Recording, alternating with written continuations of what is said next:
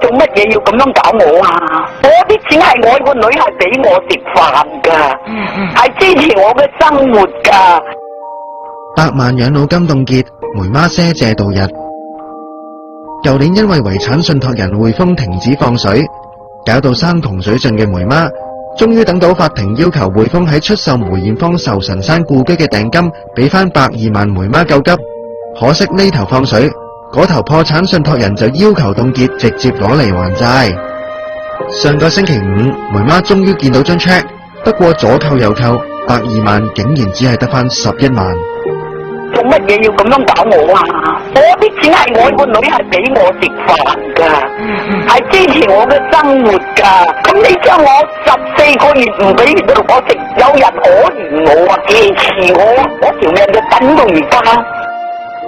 斷糧14個月，梅媽靠賒借度日，5萬蚊通波仔手術費冇錢找，匯豐亦都唔肯找數。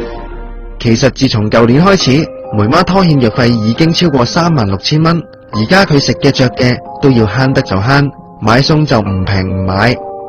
90歲嘅梅媽可唔可以好似阿妹所願，可以富態咁樣安享晚年，就真係一個疑問。每逢佳節倍思親，失去咗2個愛女嘅梅媽，今個中秋節就更加傷感。中秋節好